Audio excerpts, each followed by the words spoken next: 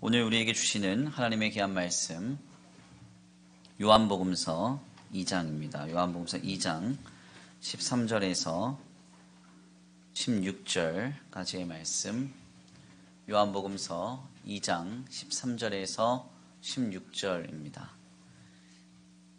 제가 가진 신약성경 143페이지입니다.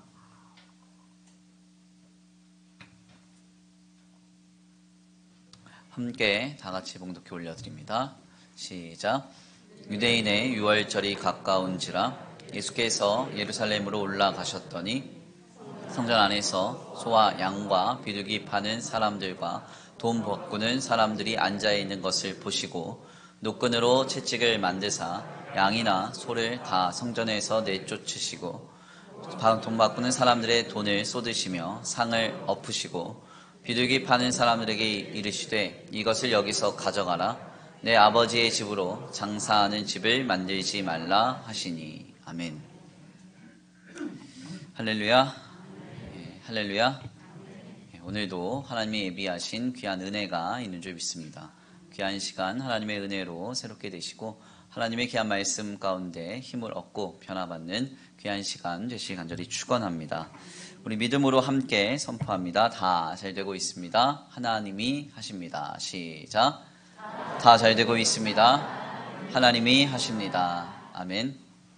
다시 한번 믿음으로 선포하겠습니다. 회개합시다. 성결합시다. 거룩합시다. 시작. 회개합시다. 성결합시다. 거룩합시다. 아멘. 오늘도 주님의 풍성하신 은혜와 사랑으로 충만하여지는 거룩하고 복된 예배의 자리가 되길 간절히 축원합니다. 오늘은 귀한 시간, 귀한 말씀을 통하여서 장사하는 집에서는 제사할 수 없다. 장사하는 집에서는 제사할 수 없다라는 제목으로 하나님의 귀한 말씀을 함께 나누고자 합니다. 오늘 본문의 말씀은 예수 그리스도께서 예루살렘 성전을 유월절 즈음에 청결케 하신 사건을 전하고 있습니다. 실상 본문의 내용은 마태복음과 마가복음 그리고 누가복음서와 요한복음서에 이르기까지 모든 복음서에서 동일하게 찾아볼 수 있는 공생의 사건의 기사인데요. 예수님은 유월절을 앞에 두시고 예루살렘에 방문하신 뒤에 예루살렘 성전을 찾아가십니다. 그런데 이때 예루살렘 성전 앞에 돈을 바꿔주는 자들과 짐승을 파는 사람들이 너무나 많음을 한탄하시고 채찍을 만들어서 이들의 상을 엎으시며 다 쫓아버리셨다는 이야기입니다. 여기서 주님이 말씀하신 그 유명한 선언은 누가복음서의 말씀을 통해서 이렇게 우리에게 전해집니다. 내 집은 기도하는 집이 되리라 하였거늘 너희가 강도의 소굴을 만들었느냐. 내 집은 기도하는 집이 되리라 하였거늘 너희가 강도의 소굴을 만들었느냐. 아마도 신앙의 생활에 연조가 깊으신 분들은 한두 번가량 다 들어보셨던 내용일 것입니다. 특별히 이 본문에 대하여 우리는 늘 고난주간 즈음에 듣곤 했기 때문에 별다른 의문 없이 이 내용을 이해합니다. 사실 본문은 그렇지만 문서 비평학적으로 좀 살펴보면 많은 난제가 있음을 확인하게 되는데요. 왜냐하면 마태복음서와 마가복음서 그리고 누가복음서의 경우에는 이 성전을 깨끗게 하시는 이 예수님의 사역을 십자가를 지시기 직전, 그러니까 3년간의 공생의 끝에 감당하셨다고 전하고 있는 반면에 요한복음서의 경우에는 가나의 혼인잔치 직후, 그러니까 즉 공생애를 막 시작하셨을 즈음에 감당하셨던 사건으로 증거하고 있기 때문입니다. 결국 여기에서 잘못된 성향을 가진 자유주의 신학자들은 성서의 기자들이 자신들의 의도에 따라서 본문의 사건을 재배치했다고 그렇게 주장합니다. 이는 성경을 인간의 편집 저작물로 보는 매우 잘못된 시각이죠. 실상 가장 건전하고도 바른 해석은 마태복음서와 마가복음서 그리고 누가복음서의 사건 지점과 요한복음서의 사건 지점을 각기 다른 상황으로 이해하는 것입니다. 결국 여기에서 우리는 예수님께서 그의 공생애를 시작하실 때 성전을 깨끗게 하심으로 시작하신 주님의 공생애가 성전을 깨끗게 하심으로 맞춰졌다고 그렇게 해석할 수가 있겠습니다. 이는 예수 그리스도를 통한 우리 하나님의 진리를 전하고 있습니다. 오늘 우리 자신이 예수를 그리스도로 믿어 우리 안에 성령 하나님이 계시는 성전이 되었기 때문에 결국 주의 택한 성전된 성도들을 깨끗게 하시기 위한 것이 주님의 공생애의 궁극적 목적임을 깨닫게 되는 것이죠. 그러니까 예수를 그리스도로 믿고 신앙함으로 하나님의 자녀가 하나님의 성전이 되었기 때문에 하나님의 유일한 관심사는 주의 성전된 성도들을 깨끗게 하시는 것, 이것이 주님의 유일한 관심사였다는 사실입니다. 이는 예수님께서 십자가의 보혈의 피를 흘리심으로 우리를 깨끗게 하시는 사건으로 완성이 되는 것이죠. 그래서 주님의 공생애는 오늘 본문 말씀과 같이 성전 청결 사건으로 시작하여서 또 다른 복음서의 증언처럼 성전 청결 사건으로 맞춰지게 되는 것입니다. 그런데 여기서 더 나아가 본문을 구속사의 제의적 관점으로 좀 살펴보면 이는 더더욱 특별한 해석으로 통찰이 됩니다. 하나님으로부터 빗나가는 죄의 문제는 인간 안에 본성으로 자리 잡은 오리지널 신, 그러니까 원죄입니다. 이는 인간으로 하여금 죄의 싹슨 사망이요 하는 그 죄의 값, 그러니까 죄와 사망의 종이 되어 살아가는 비참한 결과를 가져다 주는데요. 그래서 모든 인간은 죄에 대하여서 스스로 승리를 이룰 수 없고 더 나아가서 사망의 문제 앞에서 불안하고 두렵지 않은 인생은 없습니다. 결국 이 죄와 사망의 비참한 결과는 죄의 값을 치루어야 속죄가 되는 하나님의 법칙으로 귀결이 되는데요. 레위기 17장의 말씀에 따르면 피는 곧 생명이니 피가 죄를 속하느니라 라고 하는 이 말씀처럼 누군가가 우리로 대신하여서 죄의 값을 치러 주어야만 우리가 그 죄에서 해방되고 죄와 사망의 비참한 결과에서 궁극적으로 해결받을 수 있는 것입니다. 그런데 문제는 피조물을 위하여 죄의 값을 대신 치르는 것은 유한하고 불완전한 속죄의 효력을 지닙니다. 그래서 구약의 속죄 제사는 짐승을 내 죄값을 대신하여 희생하는 것으로 속죄제를 감당했지만 이는 여전히 죄와 사망에 종된 인생의 본질의 문제를 해결하지 못했습니다. 결국 우리 하나님께서는 자신의 백성들을 이 죄와 사망의 종이 되는 비참에서 건져 구원하시고자 그 자신이 친히 제물이 되기로 하셨습니다. 창조주가 친히 제물이 되셔서 피조물을 위해 자기 목숨을 내어 주시는 것이죠. 그래서 우리 주님은 자기 자신을 십자가의 제물로 내어 주사 죄의 값을 치르시고 오늘 우리의 구원을 완성하신 것입니다. 바로 그 현장이 오늘 우리가 믿고 신앙하는 예수 그리스도께서 피 흘리신 십자가의 현장입니다. 그래서 예수님의 십자가는 하나님과 우리 사이에 완전하고도 영원한 속죄제의 현장이요. 더 나아가 하나님과 우리 사이를 화목케 하신 화목제의 현장이라고 할 수 있습니다. 이것은 영원하고도 완전한 제사의 현장으로서 단 한 번의 제사가 오늘 우리에게 믿음으로 신앙될 때 구원의 길이 열려지는 역사로 귀결되는 것입니다. 세상의 그 어떤 종교도 이와 같은 구원을 말하지 않습니다. 세상의 어떤 그 종교가 당신이 믿는 신이 당신을 위하여 죽었다고 말합니까? 당신의 죄와 사망의 비참의 문제를 해결하기 위해 자기 목숨을 내어주었다고 말하는 종교가 어디 있습니까?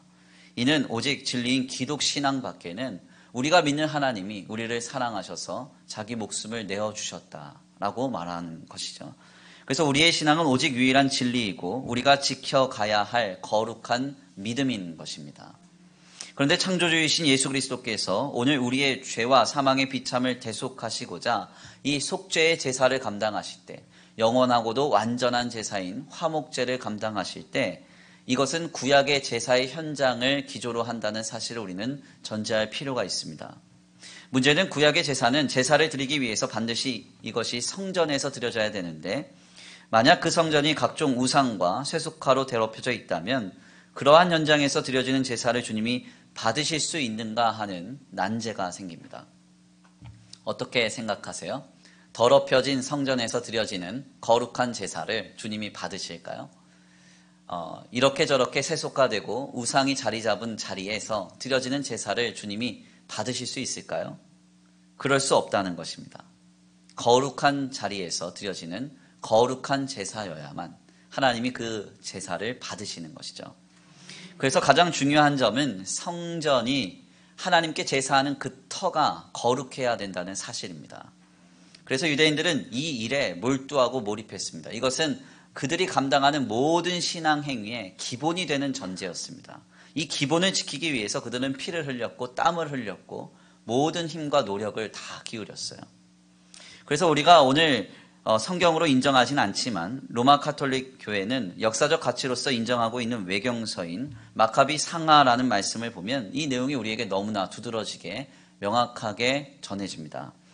이스라엘 민족들은요, 바벨론에 의해서 남유다 왕국이 멸망당한 뒤에 이 성경의 증언으로 바사라고 하는 헬라 제국의 지배를 받게 됩니다.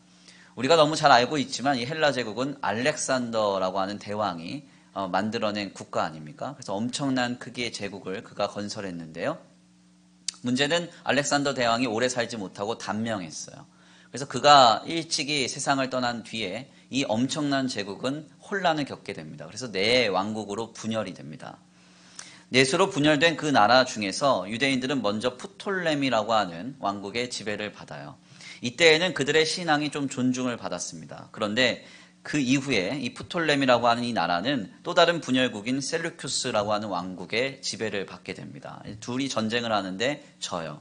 그래서 이제 셀루쿠스 왕국이 이제 유대인들까지도 지배를 하게 되는데, 문제는 당시 셀루쿠스 왕국의 왕이었던 안티오쿠스 4세의 행위가 매우 극악했다는 것입니다. 안티오쿠스 4세는 자신을 에피파네스, 그러니까 나는 신의 현현이다, 내가 하나님이다, 이걸 주장을 합니다. 그러면서 하나님의 성전을 더럽히기 시작해요. 먼저는 할례와 안식일 규례를 없애버립니다. 그리고 주전 167년경에 성전에서 매일 드리는 제사를 폐지하고 동시에 하나님께 드리는 제단의 그 현장에서 제우스 신상을 세우는 악행을 벌입니다. 여기서 더 나아가 매월 25일마다 자신의 생일을 기념하기 위해 하나님께서 금하신 동물인 돼지를 잡아다가 하나님의 제단에 바치는 악행을 저지르는데요. 이렇게 성전이 더럽혀짐을 두고 보지 못한 유대인들은 여우야립의 반열에 제사장 마따디아의 아들을 중심으로 모여서 독립투쟁을 벌이기 시작합니다. 이 마따디아의 아들 중에 가장 유명했던 셋째 아들의 이름이 소위 쇠망치를 뜻하는 마카비였습니다. 이 마카비 형제들로 인해서 성전 탈환이 성공이 되고요. 이날 유대인들은 하나님의 제사장들을 앞세워서 가장 먼저 성전을 청결케 하였습니다. 이날을 기념하여 만든 유대인의 명절이 소위 하누카, 그러니까 수전절이라고 불리는 빛의 절기입니다. 이 날은 유대인들이 8일 동안 성전에 환하게 빛을 비춰놓는 것으로 그들의 명절을 지내요. 이는 역사적 기록물인 외경서를 통해서 오늘 우리에게까지 전해지는 것입니다. 그래서 로마 가톨릭 교회의 구약 성경에는 바로 이 마카비 상하가 포함이 되어 있습니다. 대체 왜 이스라엘 백성들이 그토록 피를 흘려서 성전을 깨끗하게 하였을까요? 왜 그토록 노력하고 애를 써서 가장 먼저 성전을 청결케 하는 일을 기울였을까요? 그것은 간단합니다. 하나님께서 하나님의 백성들을 속죄하시고 거룩한 화목을 이루어서 그들에게 긴밀한 은혜를 내려주시는 그 자리인 제사의 자리에 있어서 이는 가장 중요한 전제가 성전의 거룩이었기 때문에 그렇습니다. 제사를 감당하는 터인 성전의 거룩과 정결은 항상 전제되어야 할 매우 중요한 사안이었기 때문에 유대인들은 모든 피와 땀과 눈물을 흘려 성전을 정결케 하는 일에 애썼던 것입니다. 이는 예수 그리스도께서 오늘 우리를 위해 감당하신 속죄제요 화목제의 현장인 십자가의 제사의 현장에서도 역시 마찬가지입니다. 제사가 제사답게 감당되기 위해서 가장 먼저 무엇을 해야 될까요? 성전이 깨끗해야 됩니다. 아멘입니까? 그래서 성서신학자들은 예수님께서 성전을 청결케 하신 이 사건을 단순히 오늘날 성전된 성도들, 그러니까 우리 자신을 깨끗게 하심을 예표하는 사건으로만 볼 게 아니라 예수 그리스도의 구속사적 현장에서 드려지는 십자가의 제사가 하나님께서 받으시는 거룩하고도 완전한 제사로 드려지기 위해서 가장 먼저 감당되어야 하는 사건, 즉 가장 먼저 필수적으로 전제되어야 할 사건이라고 말하고 있습니다. 거룩한 성전에서 드려지는 거룩한 제사여야 하나님이 받으실 수 있다는 것이죠. 결국 주님은 자신의 십자가의 제사를 앞에 두고 성전을 가장 먼저 깨끗하게 하시고자 상을 뒤엎으며 채찍을 만들러 휘둘러 가시면서 사람들을 다 내쫓아 바로 이 사명을 감당하신 것입니다. 우리는 바로 여기에서 굉장히 중요한 신앙의 인사이트를 얻습니다. 그것이 무엇입니까? 어쩌면 오늘 우리가 감당하는 제사, 예배, 혹은 많은 신앙의 행위보다도 가장 먼저 그 제사 혹은 예배, 다른 행위가 감당되는 성전, 즉 신앙을 감당하는 우리의 바탕이 더 중요한 전제가 될 수 있다는 것이죠. 이는 오늘 우리를 향한 주님의 도전이요, 말씀입니다. 하나님께서 예수 그리스도의 그 거룩하고 놀라운 속죄 제사를 준비하시면서 예수님을 통해 가장 먼저 성전을 청결케 하셨다는 것은 오늘 우리를 강하게 도전하시는 것이죠. 뭐라고 말씀하십니까? 내가 깨끗하지 않은 성전에서 드리는 제사는 받을 수 없다. 내가 오염되고 세속화되어 장사하는 집이 되어버린 그 성전에서 감당하는 제사는 내가 받지 않는다. 주님 우리에게 말씀하고 계시는 것이죠. 그러므로 우리는 지금 가장 먼저 앞서서 해야 될 것은 무엇일까요? 예배하기 전에, 기도하기 전에, 제사하기 전에, 어떤 것을 감당하기 전에 우리가 가장 먼저 해야 할 것은 오직 한 가지입니다. 예수를 그리스도로 믿어 성령이 내주하시는 성전된 나 자신을 하나님 앞에서 먼저 깨끗게 해야 한다는 거예요. 쉽게 말씀을 드리면 회개를 이루어야 한다는 것입니다. 그래야 하나님은 그 성전에서 감당하는 제사를 받으십니다. 우리 한번 다 같이 고백해 볼까요? 거룩한 성전에서 드리는 제사를 하나님이 받으신다. 시작. 아멘. 아멘입니까? 다시 한번 고백해 볼까요? 성결한 성전에서 드리는 제사를 하나님이 받으신다. 시작. 성결한 성전에서 드리는 제사를 하나님이 받으신다. 아멘. 하나님께서는 오늘 우리에게 말씀하세요. 거룩한 성전에서 드리는 거룩한 제사를 내가 원하노라. 아멘입니까? 제가 여러 번 강단을 통해서 말씀드린 이경원 선교사님의 이야기입니다. 오늘 우리는 코로나19의 문제를 다만 질병의 문제로, 그리고 이런저런 사회 현상학적 현상으로 이것을 인식하거나 해석하는데요. 사실 선교의 일선에 계시는 선교사님들에게 있어서는 실상 코로나19의 문제는 종말론적인 사건으로 인식이 됩니다. 동북아시아인 인도, 차이나 반도에서부터 계속적으로 멈춰온 예배의 중단은 동남아시아 그리고 중동아시아, 서구, 북미, 유럽 사회에 이르기까지 전면적으로 예배 모임이 중단되고 있습니다. 물론 한국은요 IT 강국이라서 온라인 예배다 이거 되지만 동남아는 이거 불가능해요. 그리고 중동 불가능합니다. 하물며 서구 유럽 사회도 우리나라처럼 이렇게 인프라가 좋지가 않기 때문에 온라인 예배 중단 불가능해요. 그러니까 모임 예배 자체가 불가한 현장이 되어버린 거예요. 그래서 선교의 일선에 계시는 선교사님들은요, 왜 하나님께서 우리의 예배를 받지 않으시는가 이런 고민을 하고 계십니다. 사람의 제일 되는 목적이 무엇입니까? 하나님을 영화롭게 하고 우리가 그분 안에서 영원히 즐거워하는 것이다. 웨스트민스터 신앙고백이 우리에게 이렇게 교훈하잖아요. 이 놀라운 목적이 가장 부합하는 현장이 어디죠? 예배의 현장이죠. 하나님을 영화롭게 하고 하나님 안에서 영원히 우리가 즐거워하는 것. 이것을 누릴 수 있는 현장이 예배인데 코로나19의 문제가 전 세계의 예배 현장에 이거를 감당하지 못하게 하고 있는 겁니다. 그러니 이것이 이해가 되지 않는 것이죠. 적어도 하나님이 가장 기뻐하시는 예배는 지켜주셔야 되는 것 아닙니까? 그래서 이경원 선교사님은 저한테 하나님이 예배를 못 드리게 하신다 이런 표현을 하시더라고요. 실상 이 문제에 대해서 이경원 선교사님은 미얀마의 1300m 고지 미전도 종족을 찾아가시면서 제게 마지막으로 전화하시면서 이런 말씀하셨습니다. 오늘 우리의 예배가 하나님이 받으실 만한 예배가 아니었기 때문이 아닐까. 하나님이 기뻐 받으실 만한 현장이 오늘 우리의 예배 현장이 아니기 때문에 주님이 모이지 못하게 하시는 건 아닌가. 이런 생각을 하신다는 겁니다. 그러면서 저를 찌르세요. 김 목사, 교회에 관해서 다시 한번 생각해봐라. 성도에 관해서 다시 한번 생각해봐라. 가만 다시 한번 돌아봐라. 무슨 말이에요? 우리가 예배하고 있다고 해서 다 같은 예배가 아니라는 것이죠. 교회라고 해서 다 같은 교회가 아니라는 거예요. 예수님을 믿고 신앙한다고 하지만 주님이 기뻐하시는 성도인가? 이건 다른 문제라는 사실입니다. 저는 이 말이 굉장히 제게 깊이 인상적으로 남았습니다. 성전이 깨끗하지 않으면 예수 그리스도의 속죄제도 감당될 수 없습니다.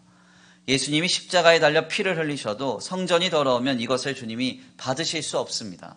그래서 주님은 가장 먼저 성전을 깨끗게 하시는데 집중하고 몰입하셨던 것입니다. 결국 우리 주님이 오늘 본문 말씀에 보시면 채찍을 만들어서 사람들을 위협하고 상을 뒤엎으시면서 그토록 화를 내신 그 이유가 분명하게 확인이 되는 것이죠. 성전이 깨끗해야 되는 것은 우리가 집중하고 몰입해야 할 가장 주요한 신앙의 기치이기 때문에 그렇습니다. 예수님께서 이렇게까지 하셨다고 하면 우리는 말할 것도 없습니다. 오늘 우리가 깨끗하지 않은데 하나님이 우리의 예배를 받으실 수 있겠습니까? 하나님의 성전이 더러운데 그 어떤 제사가 하나님이 기뻐 받으시는 제사가 될 수 있겠습니까? 이미 교회 안에 돈이 들어왔고 돈이 주인이 되었고 사람의 문화가 창궐하여서 각종 죄와 악으로 관영합니다. 세상에 장사하는 집이나 교회가 별반 차이가 없다고 세상 사람들이 느끼기 시작합니다. 이런 곳에서 드려지는 예배를 우리 하나님이 받으실 수 있겠습니까? 그럴 수 없다는 것이죠.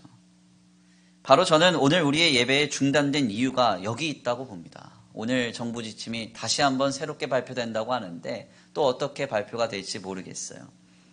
성전된 우리 자신이 깨끗할 때 하나님이 기뻐 받으시는 예배의 현장이 허락될 줄 믿습니다. 성전된 우리 자신이 깨끗한 것, 이것이 하나님이 가장 기뻐하신 것이요, 하나님이 가장 원하시는 일인 줄 믿습니다. 오늘 이 주일 아침에 우리 주님이 우리에게 본문을 통해 말씀하십니다. 성전된 너 자신을 깨끗하게 하라. 성전된 너 자신을 깨끗하게 하라. 주님의 교회를 장사하는 집으로 만들지 말라. 아멘입니까? 하나님의 성전과 주님의 교회는 세상 논리와 물질적인 가치로 세속화된 강도의 구렬이 되어서는 안 된다는 것이죠. 먼저 깨끗하게 되어 나에게 예배하라. 내게 제사하라. 너희는 그런 교회가 되고 그런 성전이 되고 그런 아름다운 신앙의 공동체를 이루라고 오늘 이 아침에 우리를 도전하고 계신 줄 믿습니다. 미국의 트래블러스 보험사에 근무했던 허버트 하인리라는 사람이 있습니다. 특별히 이 사람은 보험사에 단순 근무해서 급여만 챙겼던 사람이 아니라요, 비상한 머리로 자신이 하는 업무를 철저하게 분석했던 사람이었습니다. 이 사람은 업무 성격상 수많은 사고 통계를 이렇게 정리하면서요, 하나의 통계 법칙을 발견합니다. 그것은 바로 대형 사고가 발생하기 직전에 그와 관련된 사고들과 조짐들이 반드시 상당히 존재한다는 점을 발견해요. 바로 여기에서 그는 그 유명한 하인리 법칙을 말합니다. 1대 29대 300이라고 하는 하인리 법칙. 이것이 이제 허버트 하인리라고 하는 보험사 직원이 만든 거예요. 이 하인리 법칙은 굉장히 검증된 이론인데요. 예를 들어서 어떤 회사에 노동재해로 한 명의 중상자가 나오는 큰 사고가 벌어지면 그 전에 그와 비슷한 이유로 29명가량의 경상자가 발생한 사건이 전제가 되고, 또 운 좋게 사고로 이어지진 않았지만 비슷한 상황과 이유로 부상을 당할 뻔한 사고가 300번가량 있었다는 사실을 확인할 수 있다는 겁니다. 그러니까 대형 사고는 300번의 가벼운 사고와 29번의 중증 사고를 거쳐서 한 번의 대형 사고로 발생이 된다는 거예요. 이게 바로 하인리 법칙입니다. 이것은 개인에게도 역시 마찬가지인데요. 만약 누군가가 아주 심각한 병에 걸린 게 확인이 되었다고 한다면 사실 그 전에 그는 그 질환과 관련된 중증 수준의 증상을 29번가량 느꼈을 것이고, 더 나아가 그 이전에는 300번 이상의 경증 증세를 느꼈다는 것이죠. 바로 이 300번의 경증 증상과 29번의 중증 증상을 지나서 한 건의 심각한 질병이 파생된다는 겁니다. 어떠세요? 굉장히 설득력 있지 않아요? 네, 굉장히 주요한 이론이죠. 그래서 이 하인리 법칙을 통해서 많은 사회학자들은요, 300번가량의 가벼운 현상이 발생될 때 이것을 경홀히 여기지 말고 이때 이미 조치를 해야 대형 악재 혹은 대형 사고를 막을 수 있다고 그렇게 말합니다. 그런데 이것을 오늘 우리의 교회와 예배 공동체에 적용을 좀 해보면요, 이것은 굉장히 중요한 신앙의 인사이트를 줍니다. 우리는 그냥 오늘 이렇게 이 세상 가운데 우리의 신앙 공동체가 지탄을 받고, 더 나아가 이런저런 이 상황과 조건 때문에 우리의 예배가 중단이 되며 각각의 공공기관으로부터 교회가 압박을 당하는 상황이 초래했다고 생각을 하게 되겠지만요, 실상은 좀 다릅니다. 아마도 오늘과 같이 우리의 예배가 중단이 되고 이토록 사회의 지탄을 받기까지 우리는 아마도 하나님의 29번의 강한 경고를 들었을 겁니다. 그리고 주님께서 말씀하시는 300번 이상의 가벼운 경고도 지나쳤을 것입니다. 우리가 300번 이상의 가벼운 주님의 권면과 29번의 중한 경고를 듣고서도 우리가 진정으로 회개를 이루지 못했기 때문에 중엄한 심판과 책벌의 자리로서 오늘의 현장이 우리에게 주어졌다는 것이죠. 이렇게도 심각한 신앙생활의 어려움 가운데 놓여져 있는 이유가 주님이 그동안 300번 이상 우리를 권면하시고 29번 이상 중하게 책망하셨음에도 불구하고 깨닫지 못했던 이유라는 것입니다. 그렇다면 지금 우리가 해야 할 일은 무엇일까요? 더 이상 다른 말을 할 필요가 없습니다. 회개해야 됩니다. 성전을 깨끗하게 해야 돼요. 상을 뒤엎고 채찍을 만들어서 이미 내 안에 관습처럼 자리 잡아버린 것을 내쫓아야 됩니다. 그리고 모든 것을 치워버리는 수고를 더하더라도 내 안을 새롭게 하는 그 놀라운 회개를 지금 우리는 이루어야 하는 것입니다. 우리가 진정한 회개를 이루어서 다시 한번 주님 앞에 나아갈 때 거룩한 성전이 되어 하나님께서 영광 받으시는 우리의 삶의 자리가 회복될 줄 믿습니다. 그 놀라운 회복의 주인공 되시길 간절히 축원합니다.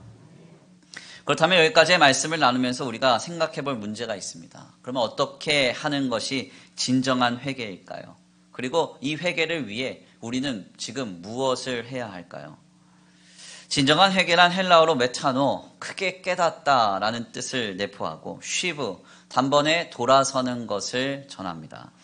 그러니까 크게 깨닫고 단번에 그 죄된 길에서 돌아서는 것, 이것이 바로 회개라고 할 수 있습니다. 얼마나 크게 깨닫고 돌아서야 될까요? 예수님이 본문의 말씀을 통해 그 모범을 보여주시죠. 주님이 장사하는 집이 되어버린 예루살렘 성전 앞에서 얼마나 크게 진노하십니까? 이와 같은 큰 진노가, 분노가 우리 안에 막 끌어올라야 돼요. 나를 더럽히고 내 안에 이미 싹트고 둥지를 틀어버린 그 죄를 볼 때 너무 큰 분노가 내 안에 크게 찾아와야 된다는 거예요. 그리고 더 나아가 상을 뒤엎으며 채찍을 만들어서 사람들을 단호하게 내쫓을 만큼 쉬브, 단번에 돌아서는 그 놀라운 회개가 우리 안에 있어야 합니다. 이것이 바로 오늘 우리에게 이루어져야 할 회개입니다. 문제는 우리가 하나님 앞에 하나님 잘못했습니다 이렇게 말하기는 쉽지만 이렇게 감당하는 진정한 회개, 메타노, 크게 깨닫고 쉬브, 돌아서는 이 회개를 이루기가 쉽지 않다는 것입니다. 죄란 놈은 참 기가 막힙니다. 깨달아질 때는 그래, 내가 죄인이지, 이게 죄지 깨달아집니다. 그런데 조금 시간만 두고 긴장을 풀면 어떻게든지 합리화시켜서 우리 안에 싹트고 둥지를 트는 것이 이 죄의 문제예요. 그래서 성경은 예수님의 모습으로 지금 우리를 도전하는 것이죠. 너희가 하나님의 성전이 된 것과 너희 안에 성령이 내주하시는 성전이 너희 자신이 된 것을 아느냐? 그런데 그 성전이 더럽혀진 것을 보았느냐? 그렇다면 예수님처럼 크게 분노를 느낄 정도로 메타노, 깨닫고 상을 뒤엎으며 쉬브, 단번에 돌아서라. 주님 말씀하고 계시는 것입니다. 이러한 회개의 실천이 너무나 힘들고 고단하기 때문에 우리는 진정한 회개를 이루기 위해서 몇 가지 단계를 좀 밟을 필요가 있겠습니다. 저는 이 과정이 코로나19 시대를 살아가는 우리에게 늘 권면되는 세 가지 주의사항으로 통찰된다고 생각합니다. 코로나19 시대에 우리에게 늘 요청이 되는 것이 무엇입니까? 세 가지죠. 첫 번째, 사회적 거리. 두 번째, 마스크. 세 번째, 손 씻기입니다. 이것이 강조된 지가 어연 1년여가 되어 가는데요. 아마도 내년에도 이것은 강조될 것이고 앞으로도 개인 위생으로서 기본 절차가 될 가능성이 높습니다. 바로 여기에서 우리에게 주는 신앙의 인사이트가 있는 것이죠. 진정한 회개를 이루기 위해서 가장 먼저 해야 할 것 한 가지, 사회적 거리입니다. 불필요한 만남과 교제를 자제하고 꼭 필요한 만남만 가지라. 진정한 회개를 이루기 위해서는요, 하나님께 몰입하는 게 중요해요. 하나님과의 관계에 집중하는 것이 중요합니다. 그렇게 되기 위해서는 분산된 우리의 시선과 마음을 하나로 집중하는 것이 필요해요. 어떻게 해야 됩니까? 세상의 소리를 좀 그치고요. 세상의 사람의 소리를 좀 그치고요. 각종 환경과 조건과 상황으로부터 우리의 시선을 돌려서 예수 그리스도를 통하여 나를 구원하신 하나님과 그 교제하는 시간, 교제하는 자리를 집중하고 늘려가는 것입니다. 금요일 날 우리 교회 여리고 집회에 오셔서 섬겨주신 이동영 목사님 그리고 김윤희 선교사님 가정의 그 아름다운 집회는 참 큰 은혜가 됐습니다. 그래서 저도 많이 은혜를 받았어요. 갑자기 춤을 시키신 거 외에는 아주 큰 은혜가 넘쳤습니다. 그런데 이제 그 선교사님과 잠깐 집회를 하기 전에 이런저런 이야기를 나눴는데요. 참 은혜로운 이야기를 해 주시더라고요. 이 선교사님이 사실은 집이 없으십니다. 집이 없으세요. 그러니까 왜 집이 없냐면 1년에 한 8개월가량 해외 집회를 투어를 다니시기 때문에 뭐 미국에는 한 3, 4개월밖에 안 계신다는 거예요. 그러니까 굳이 집을 가질 필요가 있는가. 그러니까 미국 사람들은 보통 모기지라 그래서 집을 한 30년 이렇게 렌트하는 형식으로 사거든요. 그래서 이제 그거를 이제 늘 갚으면서 1년에 한 3개월, 4개월 머무는 집이 필요가 없다. 아들은 미군에 입대를 해가지고 미군에서 병영 내 생활을 하고 딸은 이제 의대에 입학을 해서 기숙사에 가서 이제 룸메이트랑 같이 사니까 뭐 집이 꼭 필요가 없구나 해서 은행 보고 가져가라고 했대요. 그래서 은행이 가져갔대요. 집이 없는데 문제는 뭐냐면 연초부터 코로나가 터지면서 모든 집회가 다 사라지고 1년에 한 3, 4개월 머물렀던 선교관에서 오지 말라. 코로나 때문에 안 된다. 이렇게 된 겁니다. 그래서 이제 한 7개월 동안 어떻게 지내셨냐고 물어보니까 딸이 부랴부랴 자기가 아르바이트한 돈을 모아가지고 룸메이트 집 아래에 지하실을 렌트를 했대요. 그래서 그 지하실에서 7씩 그 이제 같이 모든 식구가 사는 거죠. 침대를 하나 놓으면 꽉 차는 아주 조그만한 이제 장소였는데 침대를 하나밖에 둘 수가 없으니까 거기서 이제 온 식구가 같이 자야 되는 거예요. 근데 자기 아들은 또 미국에 잘 들어가서 생활하고 있는 줄 알았더니 아주 심각한 부상을 당해가지고 의가사 전역을 했습니다. 이게 또 맞물린 거예요. 그래서 한 침대에서 4명이 자야 되는 거예요. 4명이. 덩치 보셨잖아요. 어떻게 자요? 못 자잖아요. 그러니까 그걸 어떻게 했냐면 침대를 가로로 두고 세로로 누워서 그렇게 7개월을 사셨대요. 7개월을. 사실 이렇게 됐다고 하면은 가정이 더 어려워졌겠죠. 더 힘들어져야 되고 또 1년에 8개월 정도 항상 아이들이 어렸을 때 두고 이렇게 해외 투어를 다녔기 때문에 이미 가정이 다 깨진 상태셨다는 거예요. 그런데 놀랍게도 이 7개월 동안요 매일매일 예배를 드리셨답니다. 매일매일 가정 예배를. 그래서 PPT를 만들어서 아주 성실하게 설교하시면서 이 가정에서 7개월 동안 예배가 끊이지 않았대요. 그래서 모든 가정의 회복이 이루어졌대요. 7개월 동안. 식사를 하시면서 저한테 무슨 말씀하시냐면 코로나19가 우리 모두에게는 참 고단한 문제인데 우리 가정에서만큼은 코로나19는 축복입니다. 그러시더라고요. 축복입니다. 무슨 말씀을 드리려고 하는가? 불필요한 만남을 자제하고 하나님과의 관계에 몰입하는 것. 이것이 회복의 첫 단추입니다. 진정한 회개를 이루기 위해서 우리는 그냥 우리의 삶의 사회적 거리만 가질 것이 아니라 영적인 사회적 거리를 점검해 봐야 한다는 것이죠. 하나님과 교제하는 시간이 늘어나고 주님과 교제하는 자리가 깊어질 때 우리는 회개할 마음을 얻고 돌아서서 우리의 성전을 깨끗게 할 수 있는 것입니다. 이 놀라운 회개를 이루시길 간절히 축원합니다. 또한 진정한 회개를 이루기 위해서 우리가 감당해야 할 두 번째는 바로 마스크입니다. 마스크는 입과 코를 가리는 것입니다. 이것을 조금 알레고리적으로 비유를 하자면 입을 가리는 것, 즉 죄의 문제 앞에 변명하지 않는 것입니다. 죄는 늘 변명을 가져다 줍니다. 이럴 수밖에 없었어, 그럴 수밖에 없었어 하면서 늘 우리 안에 둥지를 들고 우리를 장악하려고 합니다.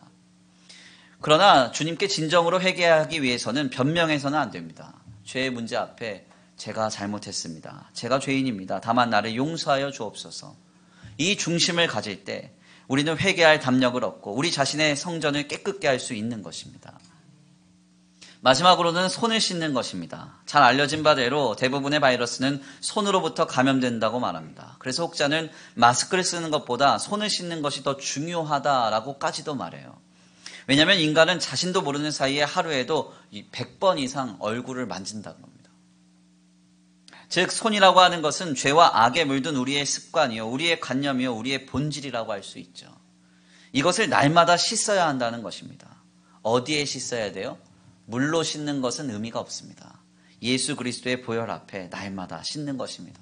순간마다 씻는 것입니다.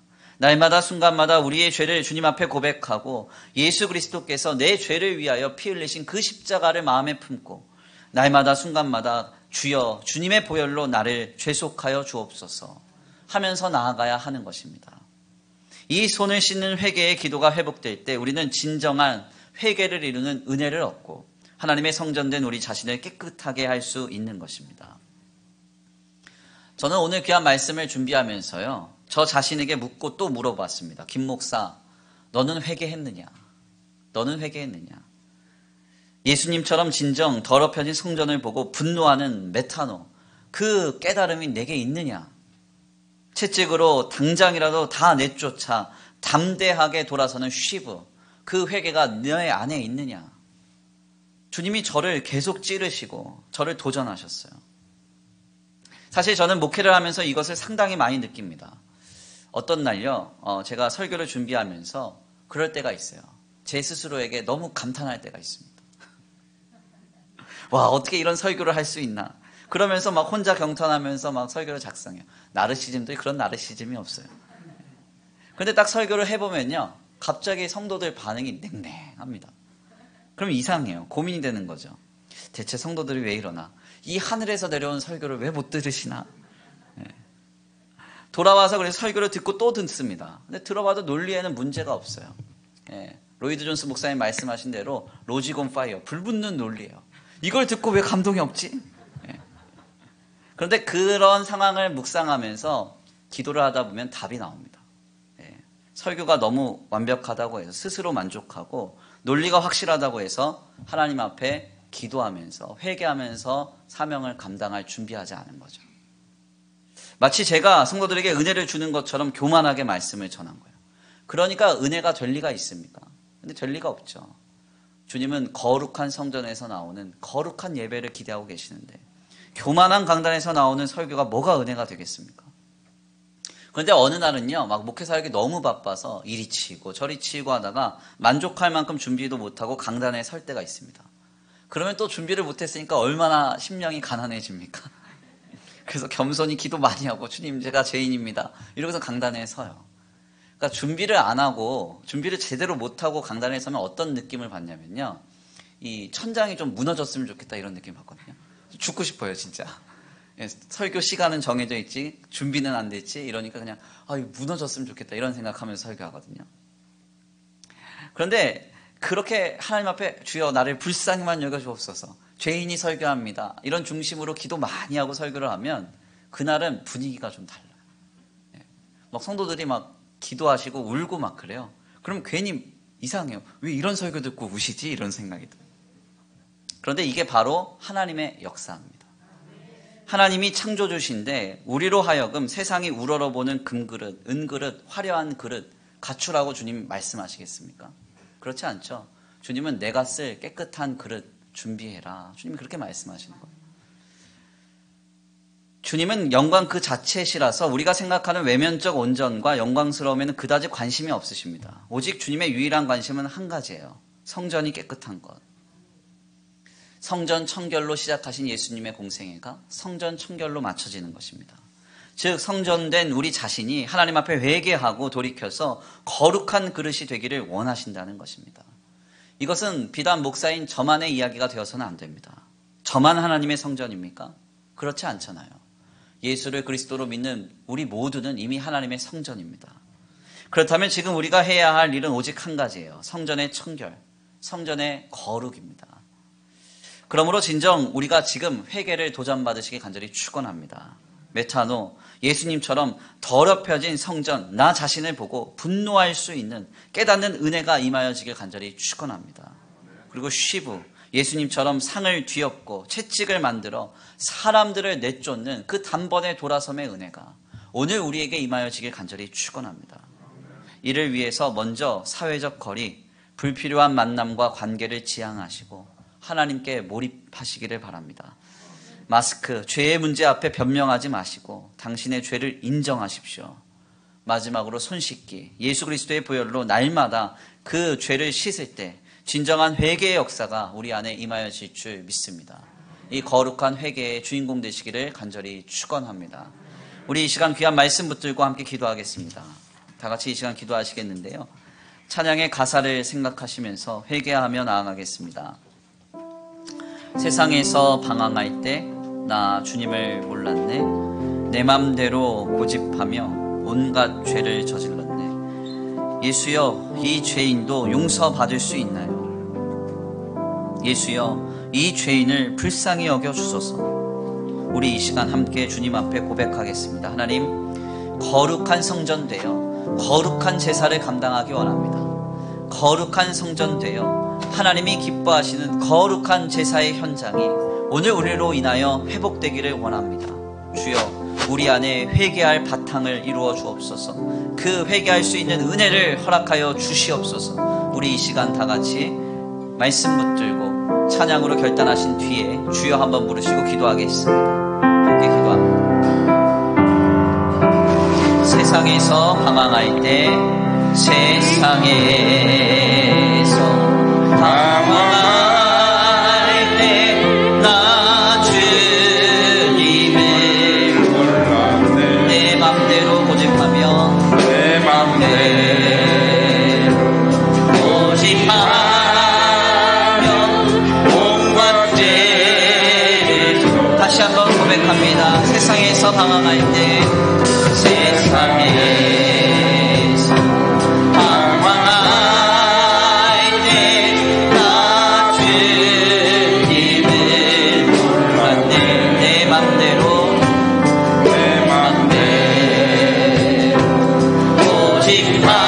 고집하며 온갖 죄를 저질러.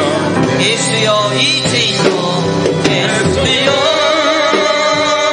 이 죄인도 용서받을 수 있나요? 벌레만도 못한 내가 용서받을 수 있나? 많은 사람 찾아와서, 많은 사람 찾아와서 나의 질문 앞에 병든 몸과 상한 마음, 상한 마음 위로하지 못했다고. 예수여, 이 죄인은 예수여, 이 죄인은 불쌍히 여겨주소서. 내지 않고 내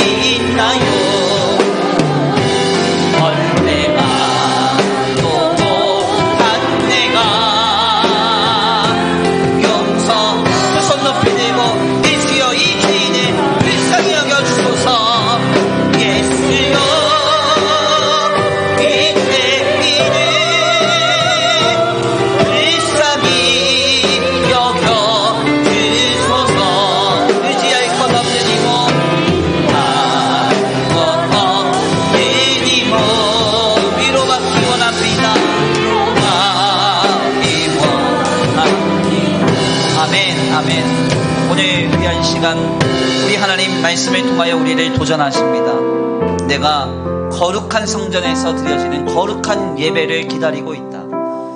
내가 거룩한 성전이 나를 영화롭게 하는 그날을 기다리고 있다. 주님 말씀하고 계십니다. 우리가 지금 이루어야 할 회개, 그 회개는 어떤 것입니까? 지금 우리 안에 나도 모르는 사이에 이미 자리 잡혀버린 그 관습과 같은 죄와 악을 이제는 예수님의 보혈로 깨끗하게 씻어버리고 이제는 돌이켜 회개된 자의 삶을 살아내기를 원합니다. 하나님과의 관계에 집중하고 죄에 대하여 변명하지 않으며 날마다 예수 그리스도의 보혈의 능력으로 우리 자신을 씻고 또 씻음으로 진정한 회개의 역사가 지금 이 자리에 임하여지게 하여 주시옵소서. 우리 이 시간 간구하고 소원하시며 회개를 결단하시면서 주여 한번 부르시고 말씀 붙들고 기도 올려드립니다. 주여 한번 부르시고 기도합니다. 주여! 하나님 감사합니다. 하나님 감사합니다.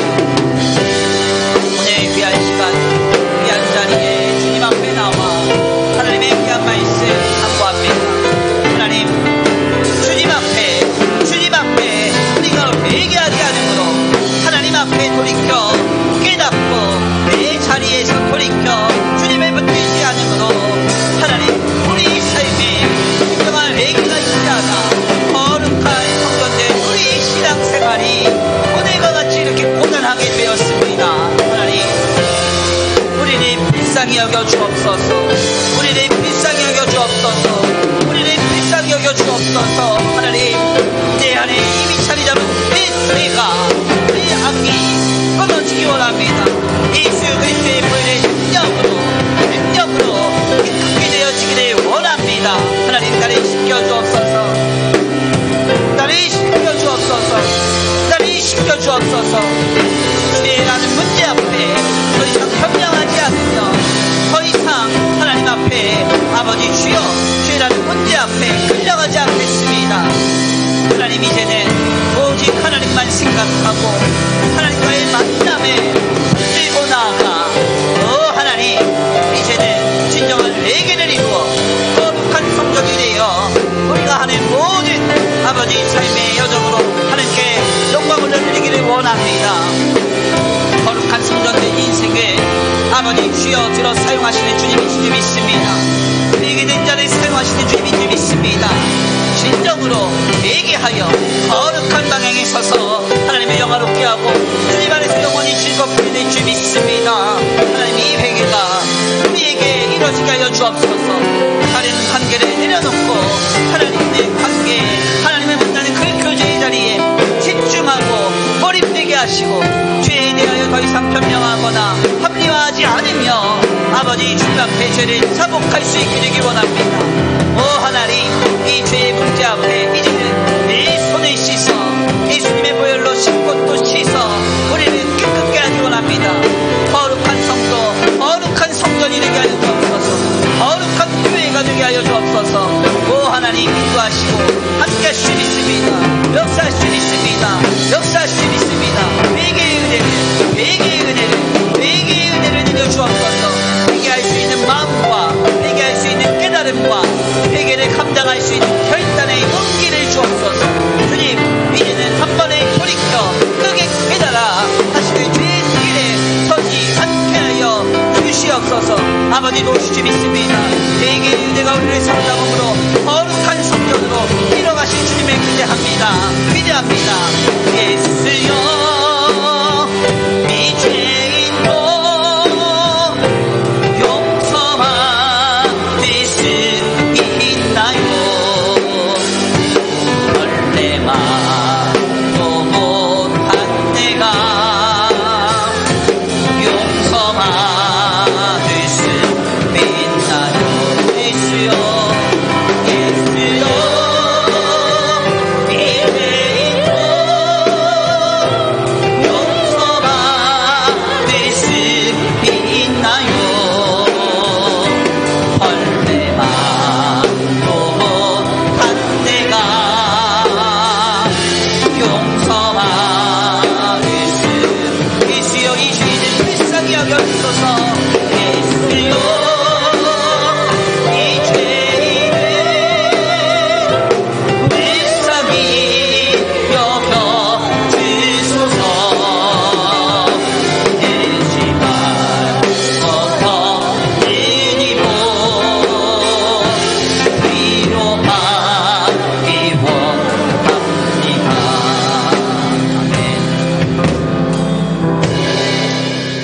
하나님 감사합니다. 오늘 귀한 시간 귀한 말씀을 통하여서 우리 하나님의 오직 유일한 관심은 성전을 깨끗하게 하는 것임을 깨닫게 하시니 감사합니다. 성전을 청결케 하심으로 시작한 예수님의 공생애가 성전을 청결케 하심으로 마칩니다. 하나님, 오직 우리를 하나님의 성전 삼으셨으니 우리가 지금 하나님 앞에 거룩한가 돌아보지 않을 수 없습니다.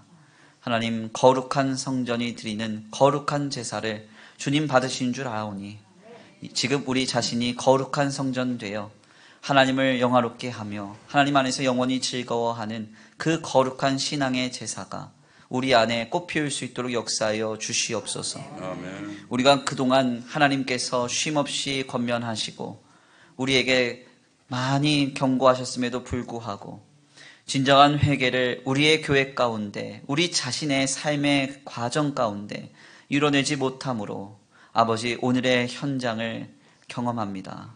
신앙생활이 이토록 고단한 것이었는지, 하나님을 붙들고 의지하며 예배하는 것이 이토록 갈망되어야 하는 것인지, 아버지, 다시금 주님 앞에 철저히 자복하며 회개합니다.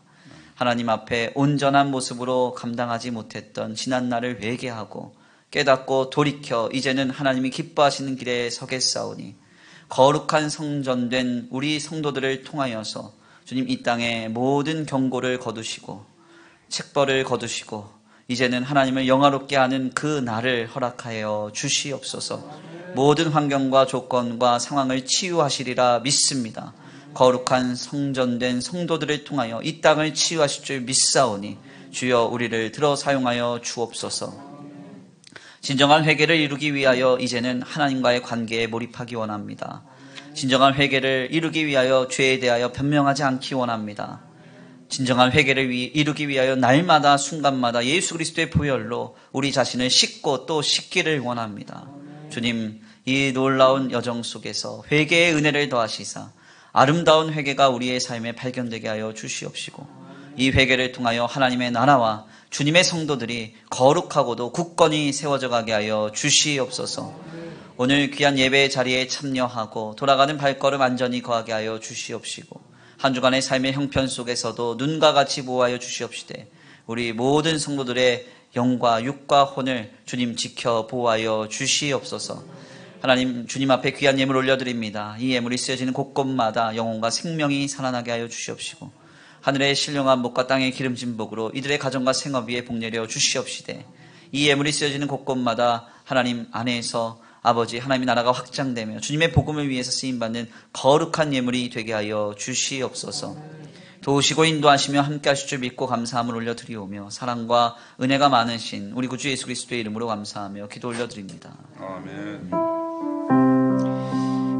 이제는 우리 주 예수 그리스도의 은혜와 성부 하나님의 극진하신 사랑하심과 성령 하나님의 내주 교통하심이 오늘 귀한 말씀 가운데 깨닫고 하나님의 성전된 나 자신을 거룩하게 하기 위하여 회개를 결단하는 모든 성도들 머리 위에 이제로부터 영원토록 함께 있을지어다. 아멘.